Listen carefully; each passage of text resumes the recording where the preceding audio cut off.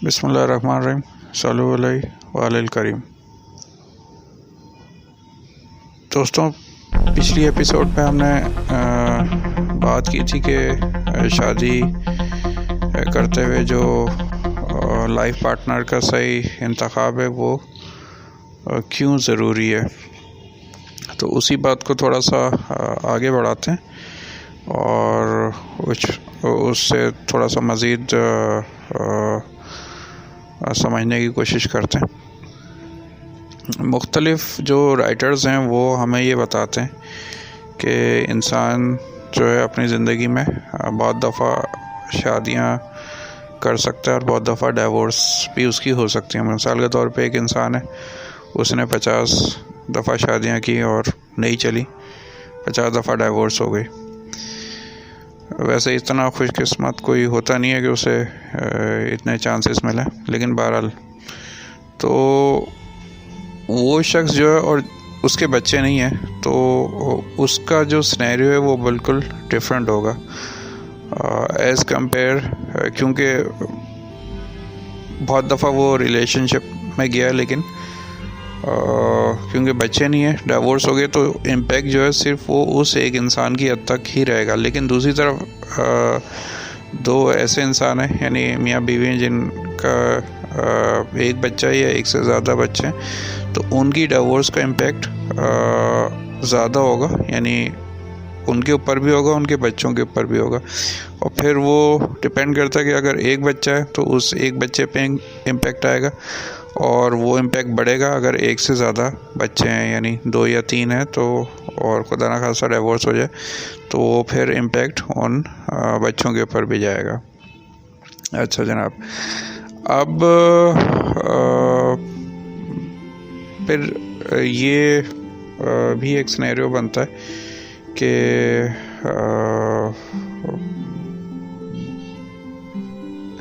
अगर डिवोर्स आपकी हो गई है अनफॉर्चुनेटली और बच्चे हैं, तो फिर वो ऑब्वियसली वो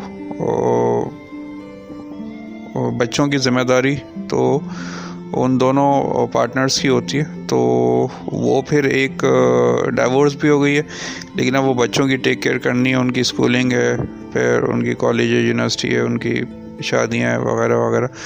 तो वो फिर एक लंबा टर्मोइल जाता है, यानी कि वो जो मामला होता है वो फिर इतना आसान नहीं होता और काफ़ी उसमें मुश्किलात होती हैं।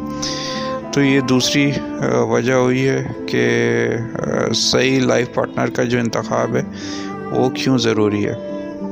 अच्छा, अब जो तीसरी और सबसे अहम बात है जिसके ऊपर हम बात करने जा रहे हैं वो इस तरह है कि हमेशा कोशिश करें कि आप जिस शख्स से भी शादी कर रहे हैं आप उसे उस लेंस से देखें जो कि वो एक्चुअल है, और आप उसे अपने लेंस से ना देखें। इसका मतलब ये होता है कि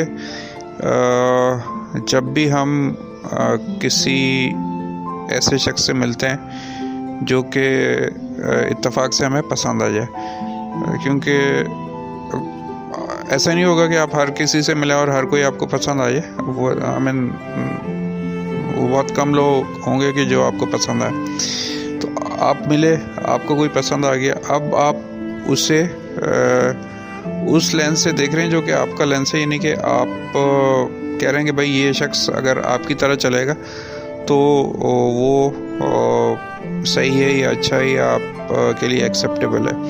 इसे थोड़ा सा और आसान बनाते हैं, क्योंकि जितने भी आर्टिकल्स हैं या रिसर्च है तो उसमें अगर हम मिसालें दें तो वो हम बेहतर अंदाज से समझ सकते हैं। 2 मिसालें मैं आपको दूंगा, उम्मीद है आप लोग उसे समझने की कोशिश करेंगे। पहली मिसाल इस तरह है कि आप एक लड़का है, वो यहाँ रहता है डिफेंस में, क्लिफ्टन में, सी व्यू पे कहीं पे।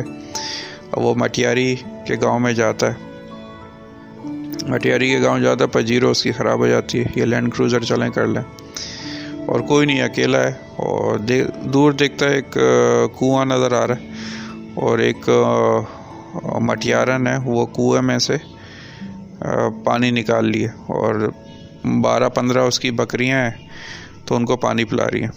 तो अब आपने सोचा यार चलो चलते हैं इसके पास, तो इससे थोड़ा सा रिक्वेस्ट करते हैं कि पानी पिला दे आपको भी। अब ज़ाहिर है आप डिपेंडेंट है उस मटियारन के ऊपर। अच्छा, मटियारन को इंग्लिश में क्या कहते हैं ये मैं आज नहीं बता रहा, अगर कभी जिस दिन उर्दू की क्लास होगी उस दिन फिर हम आपको बताएंगे कि मटियारन को इंग्लिश में क्या कहते हैं। तो बहरहाल एनीवेज अब आप पहुँचे उस लड़की के पास। अब वो ज़रा गांव की एक सीधी सादी लड़की है, चोली घाघरा पहनी हुई है, घूंघट निकाला हुआ है। आपने कहा जी ये कुछ पानी दे दें पीने के लिए। उसने दे दिया पानी, फिर थोड़ा पानी आपने गाड़ी में भी डाला, वो गाड़ी सही हो गई, फिर आप वापस आ गए कराची। दिल आपका वहीं लगा हुआ है, आप आते जाते रहे, अल्टीमेटली आपने शादी कर ली। अच्छा जनाब, अब शादी आपने की उस लेंस से कि जिससे आपने उसे देखा, यानी आपने अपनी नज़र से उसे देखा। अब जब वो आ गई, शादी हो गई आपके पास, अब आपने उसे एक दिन कहा कि भाई ये जो सबसे बड़ा सैलून है डिफेंस में, क्लिफ्टन में, यहाँ जाके बाल आप अपने ब्राउन करा लें। फिर आपने उससे कहा कि ये जो बहुत बड़ा कोई मतलब रेडीमेड गारमेंट्स का स्टोर है, यहाँ चल के जीन्स की पैंट और टी शर्ट ख़रीद लें। फिर अगले दिन आपने कहा कि भाई ये उससे भी बड़ा स्टोर है, वहाँ जाके स्कर्ट्स ख़रीद लें। अब जब ये सारी फरमाइशें आप उससे कर रहे हैं तो इसका मतलब ये है कि आप उसे अपने लेंस से देख रहे हैं, ठीक है, यानी अपनी जो आपकी एक्सपेक्टेशंस हैं, जो ख्वाहिशात हैं, उससे उसे देख रहे हैं और उसी रास्ते पे उसे चलाने की कोशिश कर रहे हैं। चलें सैलून तो वो शायद चली जाएगी, बाल ब्राउन करा लेगी, वो तो खूबसूरत बनने का शौक हर एक को होता है। उससे आगे के मामलात करना उसके लिए बहुत मुश्किल होगा और वो रिश्ता जो है फिर उसका चलना न चलना बहुत मुश्किल होगा, राइट। और इसी तरह हम मिसाल, अगर एक और मिसाल लें कि आप यहाँ रहती हैं कराची में, फिर डिफेंस क्लिफ्टन की मिसाल लेते हैं, और आप कोई बहुत ही मतलब मॉडल स्क्वाड किस्म की खातून है, आप गई वहाँ कोड़ा खटक, वहाँ आपकी गाड़ी ख़राब हो गई, वो बेचारा एक लड़का कोई जा रहा है अपना मदरसे पढ़ने के लिए, आपने कहा भाई ये गाड़ी मेरी ख़राब हो गई, ज़रा धक्का लगा दो। वो भी शरीफ इंसान था कोई, उसने धक्का लगा दिया, गाड़ी स्टार्ट हो गई। अब आप फिर जाती रही, कोड़ा खटक जा रही हैं, आ रही हैं, जा रही हैं, आ रही हैं। वो हुआ पसंद आ गया आपको, उसे भी आप पसंद आ गई, उसकी बदकिस्मती अगर होगी तो शादी हो गई दोनों की। अब आप उससे कह रही हैं भाई ये मॉडलिंग कर लो, या ये फिल्मों में काम शुरू कर लो, या गाना गाना शुरू कर लो। तो ये क्या है कि वो आपकी एक अपनाइयत तो है, लगाव तो है, और शायद उसे जो भी नाम दें, लेकिन आप उसे अपनी नज़र से देख रही हैं, राइट। और फिर आप उसे चेंज करने की कोशिश कर रही हैं, यानी वो आपका जो अपना लेंस है उस लेंस से उसकी पर्सनालिटी को चेंज करने की कोशिश कर रही हैं। तो ये दोस्तों मैंने दो मिसालें दी आपको, बहुत ही आसान मिसालें हैं कि जब भी आप शादी करें किसी से तो उस शख्स को उसके ही लेंस से देखें, यानी वो जो मटियारन है वो मटियारन ही है, मतलब आप you can not change her, right. आप उसे थोड़ा बहुत तो ठीक है चेंज कर सकते हैं, और इसी तरह जो वो कोड़ा खटक का बेचारा एक शरीफ मिस्कीन सा नौजवान है, वो आप उसे उसी के लेंस से देखेंगे तो आपके हक़ में बेहतर होगा और उसके भी हक़ में बेहतर होगा। तो ये तो खैर मैंने एक लोकेशंस के हिसाब से आपको एग्जांपल दे दी, वरना शहरों में भी इस तरह है कि आप अगर यहाँ कराची, लाहौर, इस्लामाबाद में भी किसी से मिल लें तो आप कोशिश ये करें कि आप उसे उसी के लेंस से देखें, यानी जो वो शख्स है आप उसे एज इट इज़ एक्सेप्ट करें कि भाई ये शख्स इस तरह का है और ये शादी के बाद भी इसी तरह का रहेगा। थोड़ा बहुत चेंज तो ज़ाहिर हर इंसान हो सकता है, लेकिन प्रॉब्लम वहाँ पे आती है जब हम कोशिश करते हैं कि किसी भी इंसान को बहुत ज़्यादा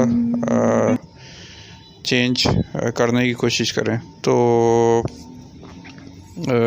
आखिर में इस एपिसोड को मैं ख़त्म करता हूँ, और इसे इस तरह ख़त्म करते हैं कि पिछली एपिसोड में जो हमने बात की थी कि दो इंसानों का जो ताल्लुक़ है वो रूहों का होता है, यानी आपका सोल कनेक्शन होता है। और सोल कनेक्शन का मतलब ये होता है कि आपका जो जिस्म है वो तो ज़ाहिर पुराना हो जाएगा या बूढ़ा हो जाएगा, लेकिन जो अगर सोल कनेक्शन की बेस पे आपने शादी की है, किसी से निकाह किया है, तो फिर मामला चलेगा 20 साल 25 साल 50 साल वगैरह वगैरह। तो और अगर आपने मादी चीज़ें देख के शादी की है तो ज़रा वो फिर मादी चीज़ें तो हमें पता है कि पुरानी होती जाती हैं और वो इतने ड्यूरेबल नहीं होती। बाकी इस्लामिक पॉइंट ऑफ व्यू से भी मैं बता दूं, हमारे खैर इस्लाम में तो ये जायज़ है कि लड़का लड़की शादी से पहले एक नज़र देख लें एक दूसरे को, और आई वुड सजेस्ट के बाद भी कर लें तो ज़्यादा मुनासिब है, क्योंकि लाइफ टाइम डिसीशंस हैं। और जो इस्लाम में सबसे नापसंदीदा अमल है वो तलाक़ का ही है। ऑल्दो जायज़ है ये, लेकिन सबसे नापसंदीदा अमल है। तो बेहतर यही होता है कि शादी से पहले आप सोच समझ के एक डिसीशन लें।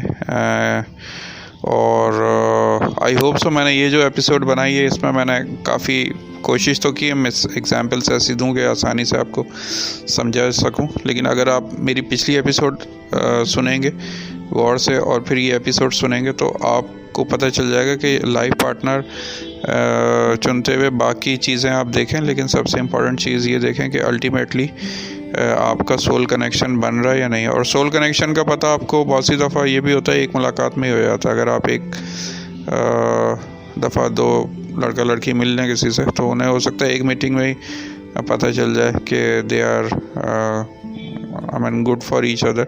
वो सोल कनेक्शन को मैं डिफ़ाइन नहीं कर सकता भी, उसके लिए फिर एक अलग मैं एपिसोड बनाऊंगा कोशिश करके इंशाल्लाह ताला, तो उसमें डिफ़ाइन करेंगे।